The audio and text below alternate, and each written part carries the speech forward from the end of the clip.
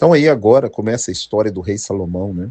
Filho de Davi. E no princípio, quando ele está com o coração quebrantado, Deus aparece para ele. Ele pede sabedoria para conduzir o povo.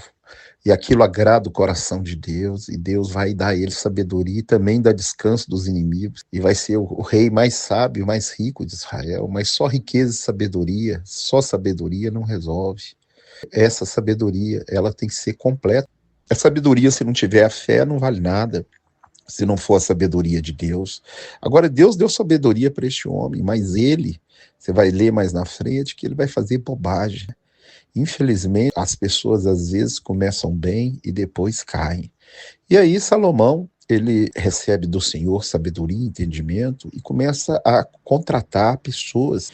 E ele pede Irão, rei de Tiro, para mandar as pessoas para trabalhar no tabernáculo, casa de Deus, no Monte Moriá, porque foi o lugar onde Abraão ofereceu seu filho em sacrifício. O que significa essa palavra? Moriá. Iá é de Javé. Moriá, o lugar onde Deus vê, ou lugar para ver a Deus. Então ele vai construir o tabernáculo no lugar onde Deus vê.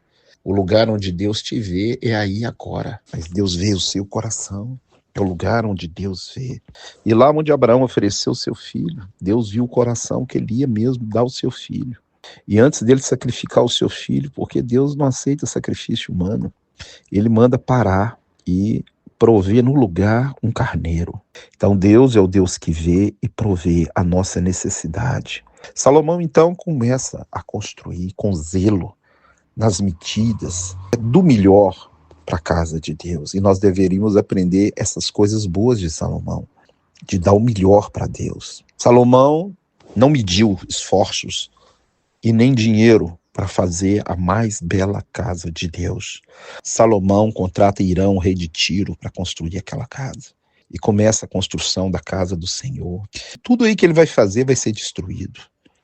A gente vai ver na época de Jesus, Mateus 24, que Jesus também diz que não ficaria pedra sobre pedra daquele santuário, porque fizeram da casa do Pai covil de ladrões. É que a casa de Deus hoje não é mais de tijolo, somos nós. E se a casa de Deus, que somos nós, que é a igreja, que eu estou falando, a comunidade, ela não voltar para os caminhos do Senhor, também vai ser destruída. Leia 1 Coríntios capítulo 3, 16. Não sabeis vós que sois santuário de Deus e que o Espírito de Deus habita em vós. Agora olha o 17. Se alguém destruir o santuário de Deus, Deus o destruirá, porque o santuário de Deus que sois vós é sagrado. É interessante que na ceia do Senhor, a Bíblia fala, examine o homem a si mesmo. Muitos no nosso meio doentes, e não são poucos os que morrem, por tomar a ceia indignamente. Seja uma pessoa íntegra, irrepreensível na presença do Senhor. Você foi comprado, leia 1 Coríntios capítulo 6, versos 19 e 20. Salomão é do ano 800 antes de Cristo, e o templo vai ser destruído no ano 590 antes de Cristo. Então você vê ali, quantos anos Deus esperou que aquele povo arrependesse. A Bíblia é a história para você não cair na cilada. E como pode hoje homens no nosso meio que foram cheios de Espírito fazer o que estão fazendo com o Senhor, com o povo de Deus, enganando, mentindo, extorquindo, estão estragando a igreja do Deus vivo. Salomão fez o templo mais suntuoso de ouro, de tudo que você pensar de melhor para Deus, mas o coração dele desviou a cabeça. Quando ele faz uma besteira, o povo todo paga pelo seu cabeça.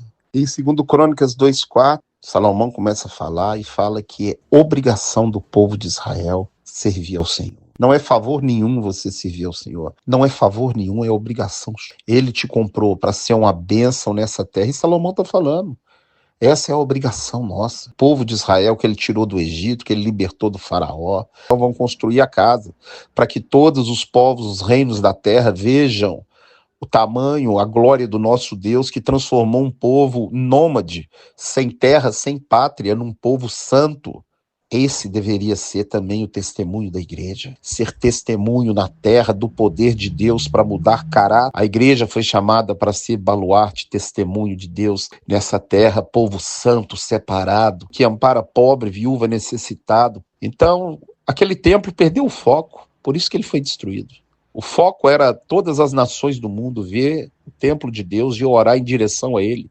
Leia 1 Reis 8:38. Todas as nações da terra estavam vendo a vergonha que Salomão fez. Salomão agora vai fazer aliança com todas as nações pagãs e vai sacrificar os deuses daquelas nações. Abandonaram o manancial de águas vivas. Busca ele de todo o seu coração, porque daqui a pouco, do jeito que nós estamos caminhando, para você achar Deus vai ser complicado. Querem proibir tudo, querem proibir você de ser cristão, querem proibir você de ter um casamento só, querem proibir os seus filhos de aprender a Bíblia, de aprender tudo, querem proibir as igrejas verdadeiras, pregar o evangelho verdadeiro. Entra no descanso do Senhor, e o descanso chama-se Jesus. Ele é o caminho, a verdade e a vida, ele é o príncipe da... Abandona o pecado e invoca o nome santo de Jesus e ele vai endireitar as suas veredas. Deus te abençoe e te guarde, em nome de Jesus.